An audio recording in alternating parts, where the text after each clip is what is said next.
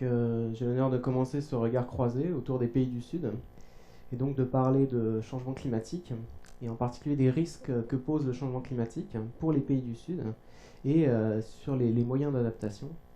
Et donc ce que je vais parler aujourd'hui, ce que je vais dire aujourd'hui, se base principalement sur le dernier rapport du GIEC, donc du groupe intergouvernemental sur le changement climatique, qui a publié son dernier rapport en 2013.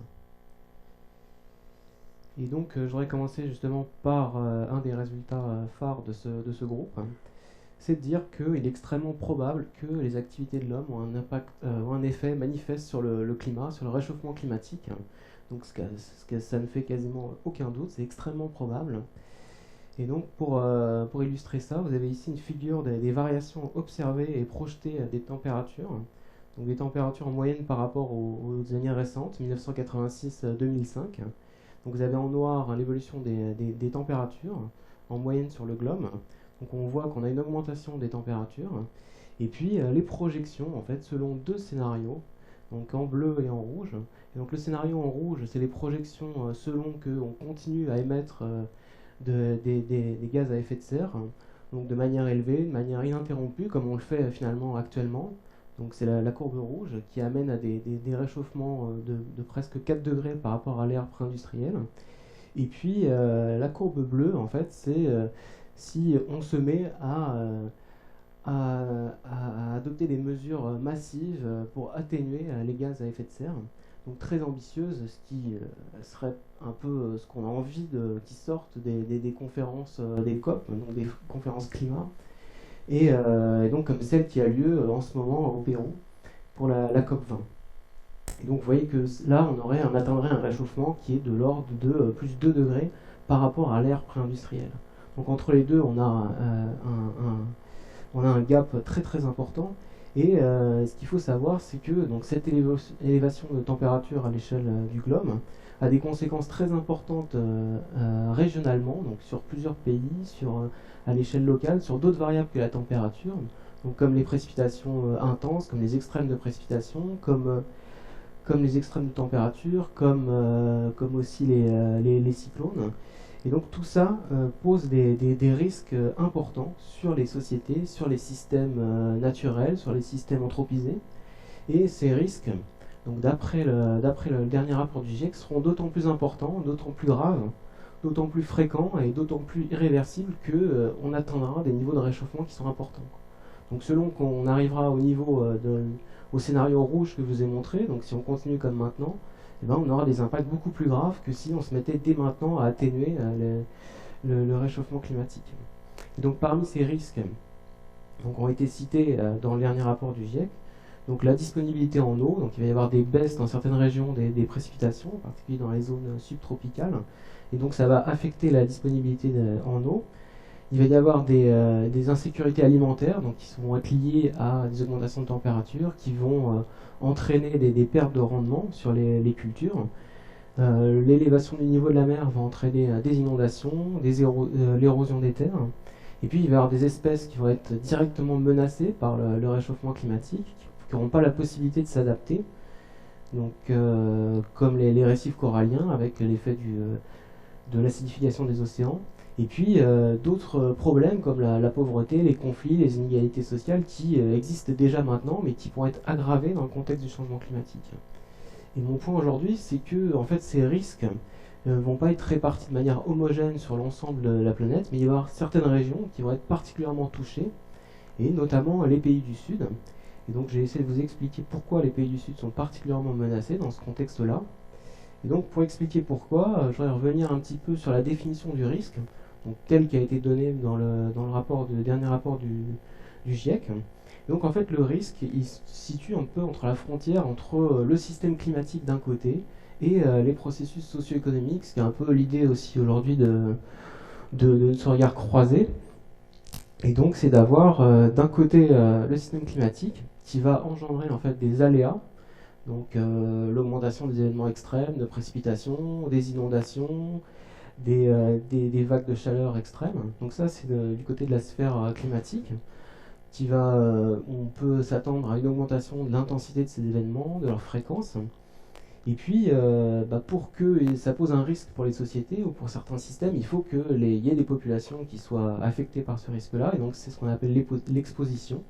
Donc l'exposition à ce risque, il faut qu'il y ait des populations. Et puis, la vulnérabilité. Donc le troisième aspect, c'est la vulnérabilité. Il faut qu'il y ait des populations qui n'aient pas finalement les capacités de s'adapter, de répondre en fait à ces aléas climatiques. Et donc l'interaction entre les trois, ça définit le risque du réchauffement climatique. Et donc pourquoi c'est particulièrement important pour les pays du Sud? Donc dans les pays du Sud, il y a des phénomènes très énergétiques comme comme les moussons, comme les phénomènes El Niño, comme les cyclones, les inondations, des sécheresses. Donc il y a beaucoup de ces phénomènes qui sont projetés pour augmenter dans le cadre du changement climatique. Mais vous allez me répondre qu'il y a également des inondations en France, il y en a eu récemment, il y a également des sécheresses dans les pays développés, en Russie, aux États-Unis, des vagues de chaleur extrêmes. Donc c'est pas forcément la caractéristique des pays du Sud. Par contre, au niveau de l'exposition, en fait, on a dans les pays du Sud des populations qui sont souvent très importantes dans des zones sensibles, comme les zones côtières, donc très près de la côte, donc qui sont particulièrement exposées aux risques climatiques. On a des populations dans les zones semi-arides, donc dans les franges du désert où le climat est très difficile à vivre, donc ils sont déjà exposés à un risque important, et donc le moindre risque additionnel pourra être très grave pour ces populations-là. Et puis on a également des populations qui dépendent en fait des ressources naturelles, des ressources produites par le milieu. Et donc dès lors que le milieu va être affecté, donc les ressources produites par le milieu vont être affectées, et donc on peut imaginer qu'il va y avoir un impact plus important pour ces populations. Donc enfin, au niveau de la vulnérabilité, donc les pays du Sud sont particulièrement vulnérables en raison souvent de leur pauvreté, d'une certaine instabilité politique, qui fait que finalement les capacités financières, institutionnelles pour lutter contre les aléas climatiques, donc même ceux qu'on a actuellement, sont moins importants que dans les pays en développement, que dans les pays développés. Et donc c'est pourquoi, sur tous ces aspects vulnérabilité et exposition, les pays du Sud sont particulièrement menacés par le changement climatique. Donc on a un risque qui est différent dans deux régions du monde, dans deux grands groupes de pays du monde. Et c'est souvent ce qui a causé dans le passé et jusqu'à actuellement en fait des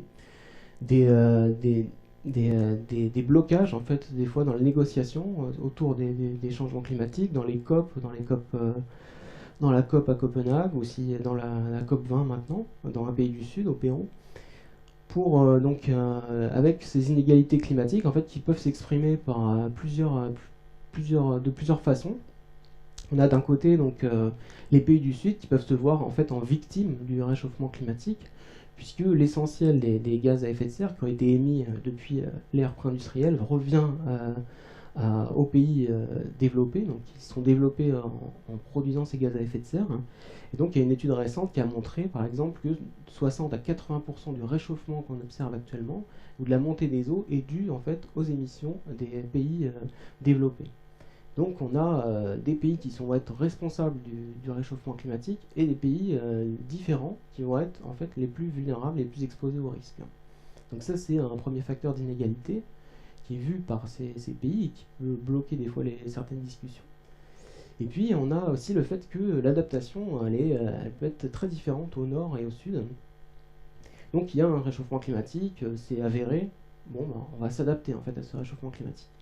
Mais l'adaptation ne va pas être évidente pour tous les pays, en particulier au sud.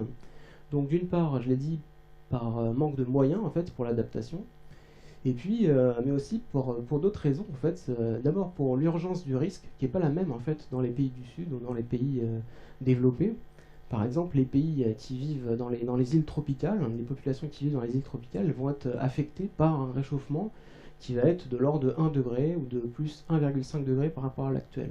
Tandis que d'autres pays, par exemple l'agriculture en Europe, ça va être des réchauffements de l'ordre de plus 3 ou plus 4 degrés. Donc des niveaux de réchauffement qui sont complètement différents. Donc le timing en fait pour l'adaptation va être différent entre le nord et le sud. Et puis le niveau aussi de dangerosité en fait des impacts. Donc en Afrique par exemple, dans les pays du sud, ça va c'est à des niveaux de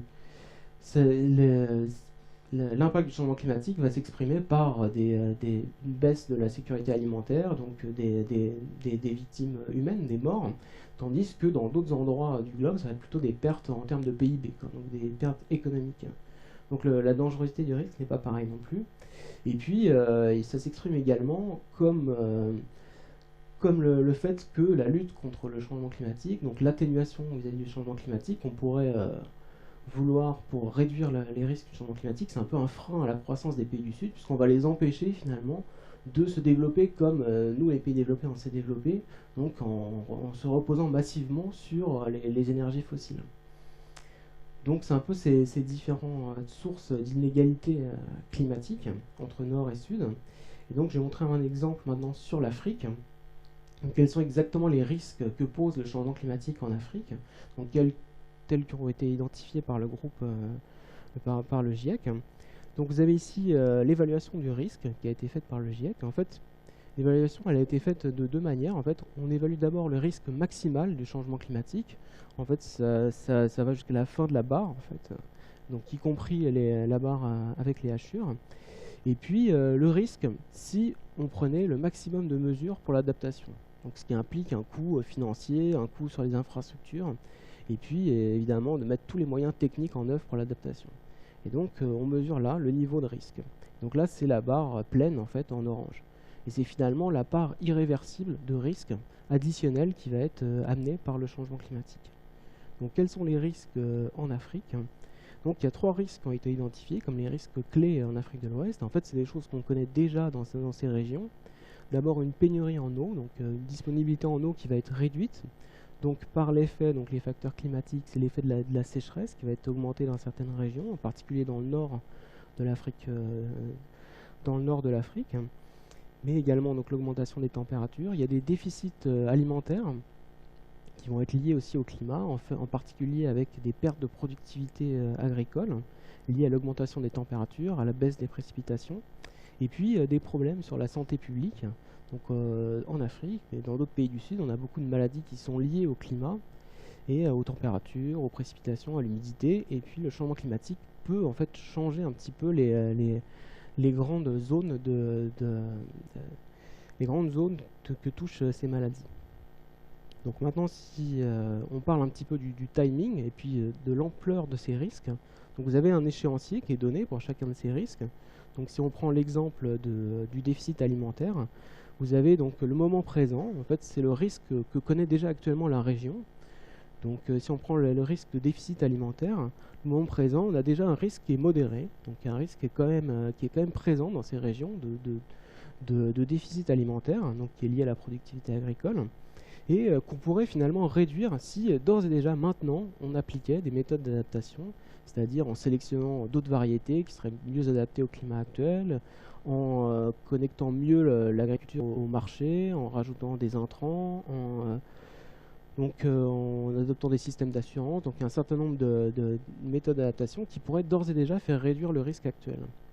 Maintenant à court terme, donc en 2030-2040, le risque va augmenter, donc c'est ce que vous voyez ici, donc pour arriver à un risque élevé et qu'on pourrait toujours réduire par rapport à l'adaptation.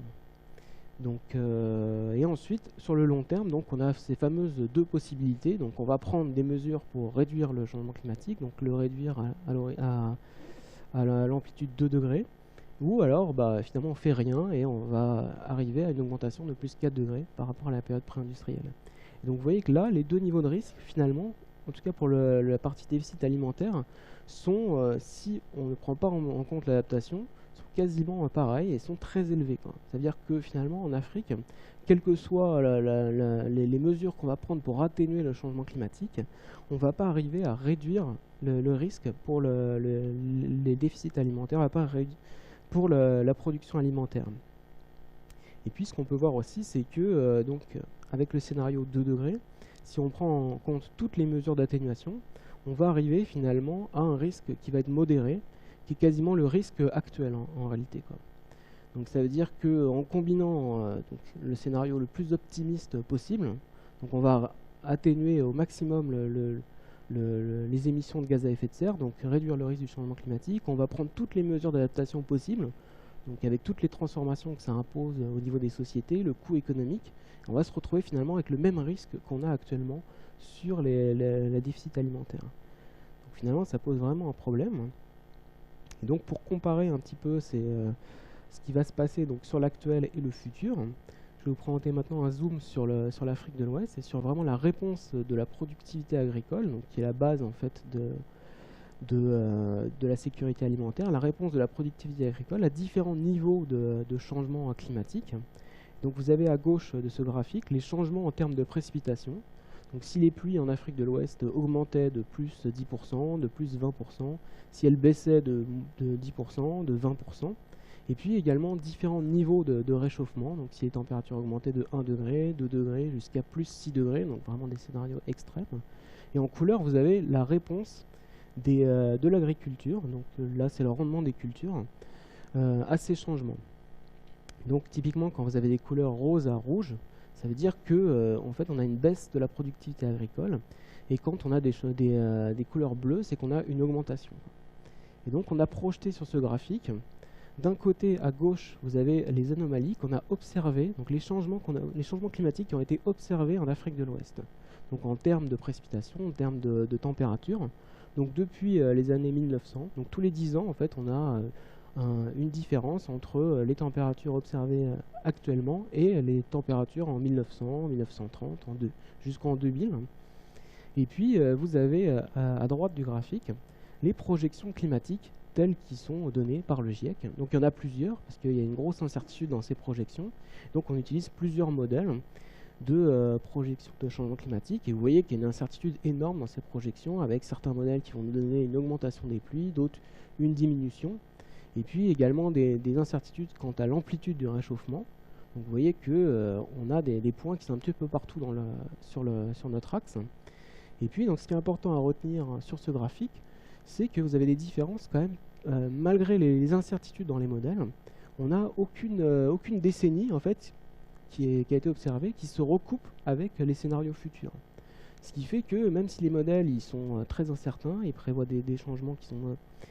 on a du mal à cerner ce qu'ils prévoient, on a des différences très importantes et on n'a aucun recoupement entre les projections futures et ce qu'on a connu actuellement. Donc ça c'est vraiment important pour l'adaptation, parce que comment des populations vont s'adapter à des changements qu'ils ont finalement jamais vus depuis 1900. Et puis, un autre point qui est important, c'est que tous les points, malgré l'incertitude, toutes les projections tombent en fait dans les cases rose à rouge. Ça veut dire que, en fait, elles donnent toutes des projections de baisse de rendement des cultures. Donc, malgré une incertitude en termes de changement de pluie, en termes d'amplitude des températures, on n'a pas d'incertitude finalement. On a un niveau de confiance qui est élevé sur l'impact sur le changement climatique, c'est-à-dire l'impact sur les cultures. Et puis, autre point qui est important, c'est à partir de 2 degrés, un réchauffement de 2 degrés, on a un impact négatif, quelle que soit l'évolution des pluies. Donc ça veut dire que même à des niveaux, si on arrive à limiter le réchauffement à 2 degrés, on a quand même malgré tout un effet négatif. Donc ce qui amène à dire que il faut vraiment réfléchir à l'adaptation dans ces pays, dans les pays du Sud, parce que finalement il va falloir vivre avec ce changement climatique. Même si on l'atténue au maximum, on aura quand même un risque, une part de risque qui est irréversible. Donc il y a plusieurs stratégies, il y a des solutions techniques qui existent, comme l'utilisation de systèmes d'alerte précoce, d'assurance pour réduire le risque climatique. Dans le domaine de l'eau, c'est la protection des berges, une meilleure gestion de l'eau, et donc la nécessité aussi d'inscrire cette adaptation comme une priorité donc dans les politiques nationales. Donc dans chaque pays africain, par exemple, on a des politiques nationales qui inscrivent différentes mesures d'adaptation comme des priorités pour le développement. Après, c'est aussi souvent les grands enjeux des conférences, des COP, des conférences des parties sur le climat, c'est comment on va financer cette adaptation, et des fameuses discussions autour du fonds vert pour le climat, où les pays du Sud vont demander en fait à ce que les pays du Nord contribuent à leur adaptation vis-à-vis du changement climatique. Et donc enfin un dernier point, et ça sera surtout l'objet de la présentation de Bénédicte après moi, c'est les populations, elles vont ressentir, elles vont percevoir des changements climatiques, mais elles ne vont pas rester comme ça, à attendre jusqu'à 2100 sans changer de pratique et sans évoluer en fait. Et même, il va y avoir d'autres évolutions que le climat. Donc il ne faut pas sous-estimer non plus la résilience et capacité d'adaptation des populations à répondre en fait à des changements graduels, ou même des fois à des chocs climatiques. Et donc cette adaptation-là va répondre donc, à des changements climatiques, mais aussi à d'autres facteurs, donc l'évolution du marché, des évolutions économiques.